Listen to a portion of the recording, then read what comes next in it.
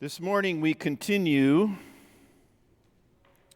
our series in the Sermon on the Mount, and we are looking today at the Beatitudes. And so we'll be reading Matthew 5, verses 1 through 12. It reads like this. Now, when Jesus saw the crowds, he went up on a mountainside and sat down. His disciples came to him, and he began to teach them. He said, "Blessed are the poor in spirit, for theirs is the kingdom of heaven. Blessed are those who mourn, for they will be comforted.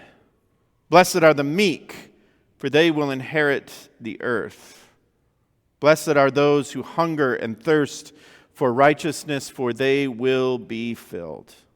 Blessed are the merciful, for they will be shown mercy. Blessed are the pure in heart, for they will see God. Blessed are the peacemakers, for they will be called children of God. Blessed are those who are persecuted because of righteousness, for theirs is the kingdom of heaven. Blessed are you when people insult you, persecute you, and falsely say all kinds of evil against you because of me. Rejoice and be glad, because great is your reward in heaven. For in the same way they persecuted the prophets who were before you." So this morning, I want to talk with you about what it means to be blessed. What does it mean to be blessed? Because I think in our culture, we have ideas about what this looks like and what this means that are maybe in contrast to what Jesus says they mean. Dave, can we switch to the iPad, please?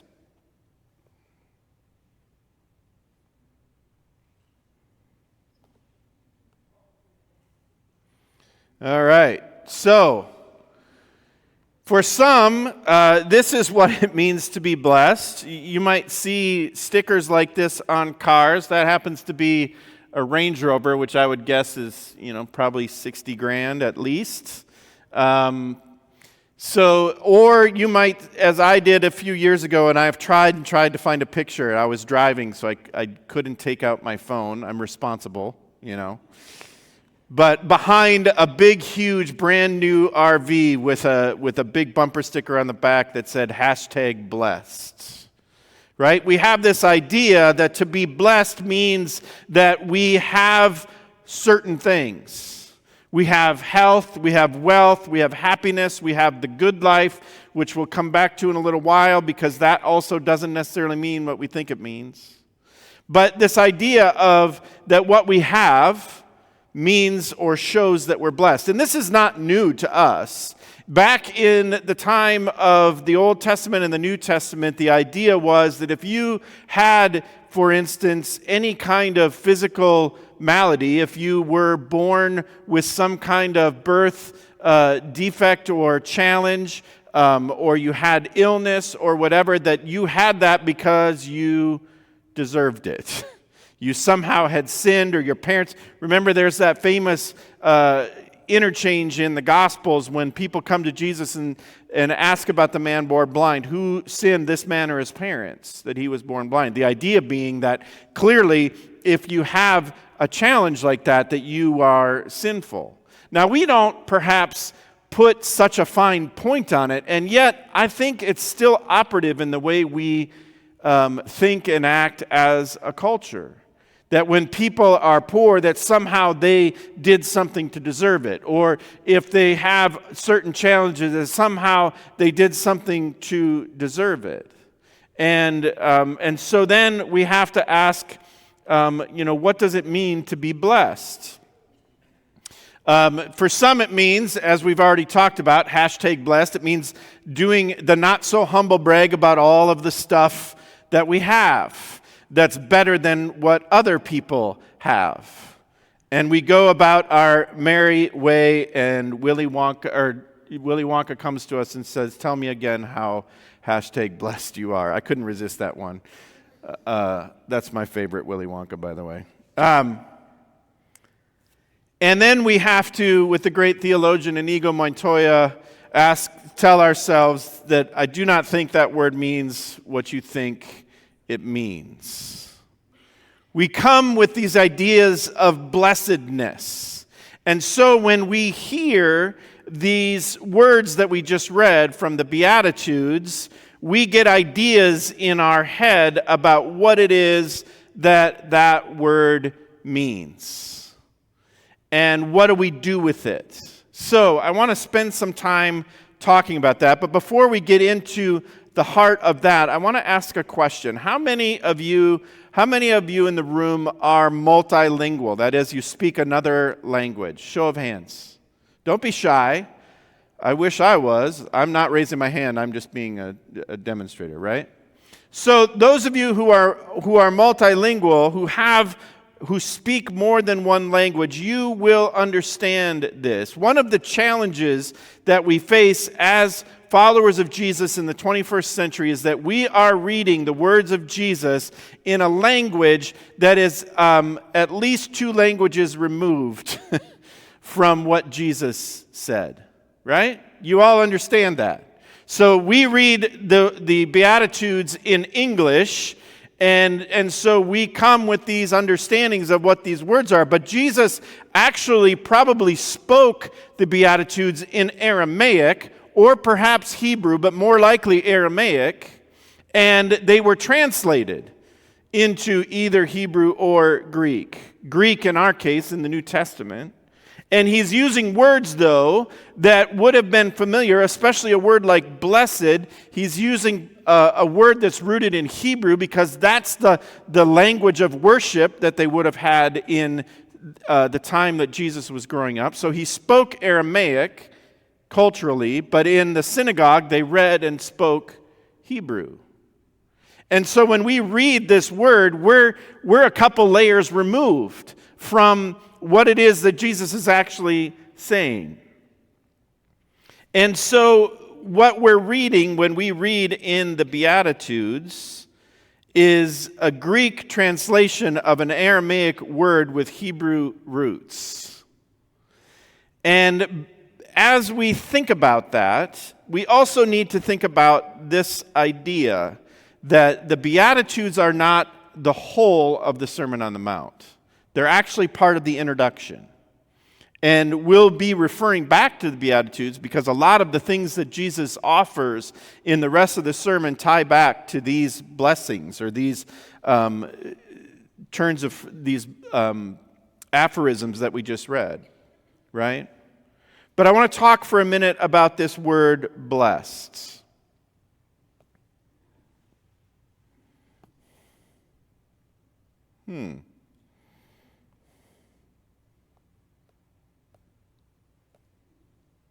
There we go. All right. So, before we get into the word itself, I want to read to you Psalm 1, because it helps us understand what it is that Jesus is talking about.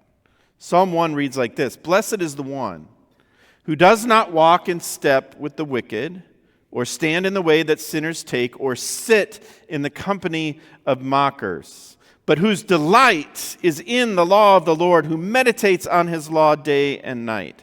That person is like a tree planted by streams of water, which yields its fruit in season, and whose leaf does not wither. Whatever they do prospers. Not so the wicked. They are like chaff that the wind blows away. Therefore the wicked will not stand in the judgment, nor sinners in the assembly of the righteous.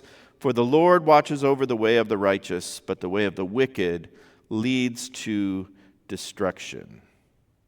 Blessed is the one who does not walk in step with the wicked." The word for blessed there is this Hebrew word ashrah.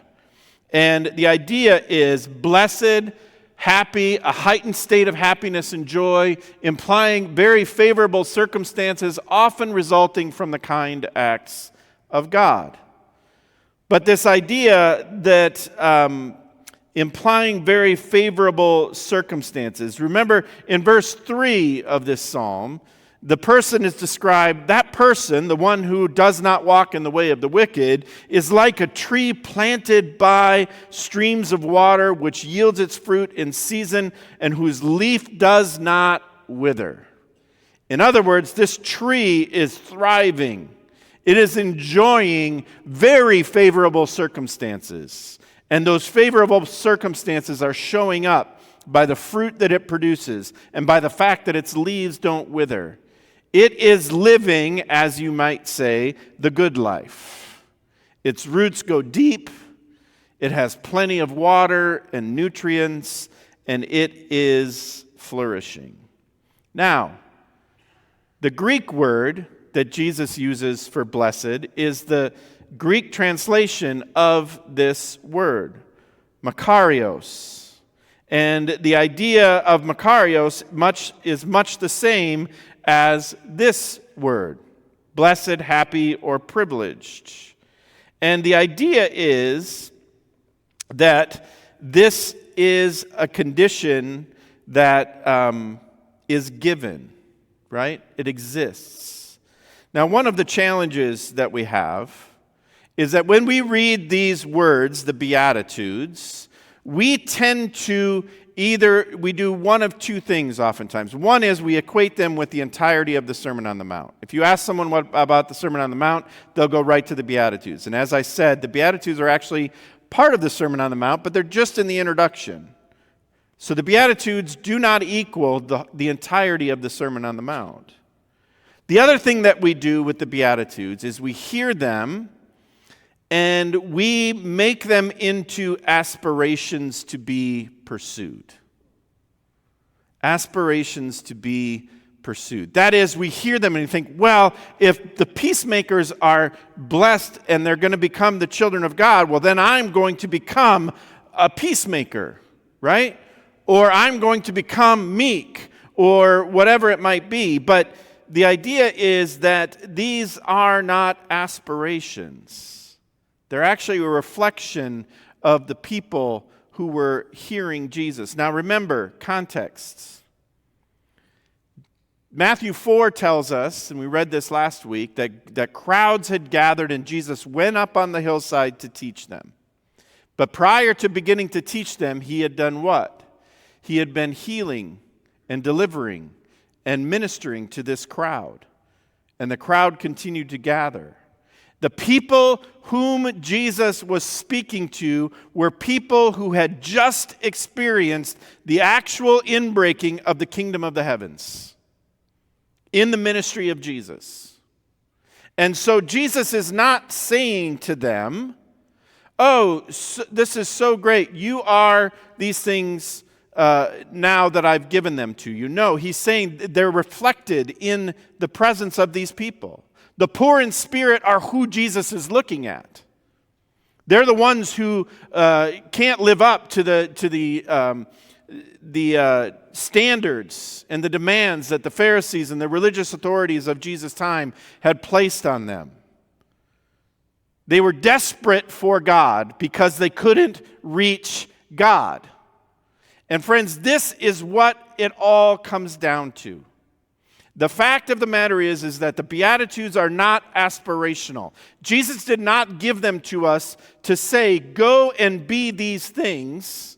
Although, as we'll learn as we go through the whole sermon, he does expect us to live in a certain way. We'll come back to that. But initially, he's looking out at this crowd, and he's simply pronouncing blessing on who he sees in front of him. Those who grieve, those who mourn, the poor in spirit, the meek, the peacemakers. Dallas Willard says this about the Sermon on the Mount. He says, what we have come to call the Sermon on the Mount is a concise statement of Jesus' teachings on how to actually live in the reality of God's present kingdom, available to us from the very space surrounding our bodies. It concludes with a statement that all who hear and do what he there says will have a life that can stand up to everything. That is, a life for eternity, because it is already in the eternal. Okay, that's a mouthful, right? Basically, what Willard is saying is that, as we talked about last week, the kingdom of God is accessible. It's all around us. Remember the illustration from last week about electricity coming to rural areas, right? It's there. You can access it, but you've got to plug into it. What Jesus wants us to do with the Sermon on the Mount is learn a way of life that helps us and allows us to access the kingdom that is all around us. We don't produce it. We only get it through Jesus. I would argue we only get it when we allow ourselves to be poor in spirit. When we acknowledge our brokenness, when we acknowledge our complete and utter inability to be anything other than not quite enough, right? I mean, does anybody? I know this can be difficult for people to accept, but when we're honest with ourselves, and when we take a moment and we just really check in and get honest with ourselves, we recognize that there are so many ways that we are sinful, right? We're selfish. We don't always do what we know we should do. And it's easy for us to pretend like that's not true. But anybody who lives in a house or an apartment with anyone else, whether that's your spouse or your sibling or family or just a roommate, you know in a big hurry that when you're in that close a proximity to people, that there is something bent within us that doesn't quite always line up. But the Beatitudes themselves are not prescriptions. Jesus is not pronouncing them saying, this is the prescription for what ails you. He's saying that these are the people that I'm talking to. We cannot live up to them or produce them. As I said earlier, that's our tendency, right? We hear a list like that, and when we think, oh, well, that's now our job to live into these things under our own power. And that is a mistake. Not the trying to live into them, but doing it under our own power. We cannot live up to them or produce them.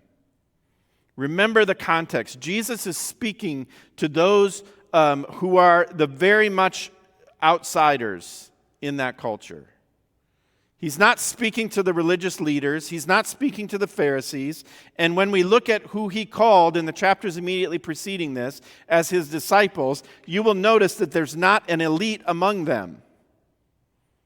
In fact, it's like a who's who of people you wouldn't want to be your disciples if you were going to try to introduce a religion that changed the world. Right?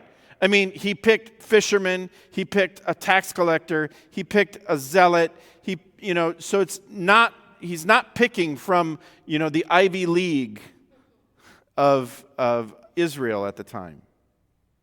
The crowds that had gathered around him, that he had just demonstrated the presence of the kingdom to by healing, delivering, etc., are those who are desperate for the kingdom, and because of that desperation, because of that recognition that they can't do it, that's why Jesus says, blessed are you. Blessed are you. Again, Willard says, standing around Jesus as he speaks are people with no spiritual qualifications or abilities at all. You would never call on them when spiritual work is to be done. There is nothing about them to suggest that the breath of God might move through their lives. They have no charisma, no religious glitter or clout. They don't know their Bible. They know not the law, as a later critic of Jesus' work said. They are mere lay people who at best can fill a pew or perhaps an offering plate. No one calls on them to lead a service or even to lead in prayer, and they might faint if anyone did. That's who Jesus is saying are blessed. But here's what I want us to understand. That God's presence, the kingdom, is not given on the basis of any of those qualifications.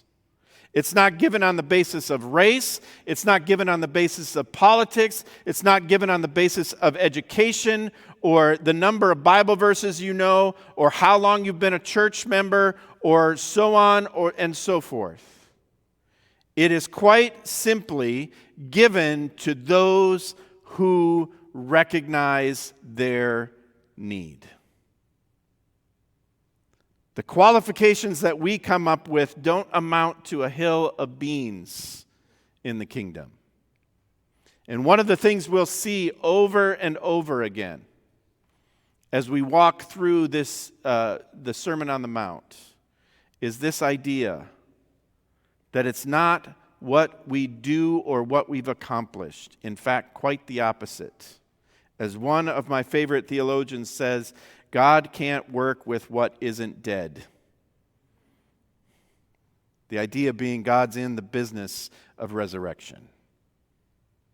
So as long as we hold on to our qualifications, the qualities that we think make us deserving of anything, then we are outside of the kingdom. The only qualification is confessing that there is nothing that we can do to earn it, to be deserving of it, to participate in it in any way. These themes happen over and over again in the Gospel of Matthew. And the demands that these themes will put on us are not demands that we use to earn our way. Instead, we respond by seeking to live into them because of the gift that we have in Jesus. The point, friends, is this, and it's the one that Jesus makes over and over again in the Gospels throughout his parables. No one can enter the kingdom except through Jesus. And the only way that you get through Jesus is to admit that you need Jesus. And the good news is that Jesus is always standing with his arms open wide, ready to accept us when we will just admit our poverty, our need, that we can't do it. And then Jesus says, "Welcome to my kingdom." And then as we go through and as we continue on this journey, we will recognize that it is only at that point, after we have recognized that the only way into the kingdom is through Jesus, that then we begin to live into the things that Jesus is teaching in this sermon. Because as I said in the introduction, I don't believe that Jesus said these just to make us feel bad about how we couldn't live this way. I think he actually expects us to do things like love our enemy, turn the other cheek, forgive over and over again, right?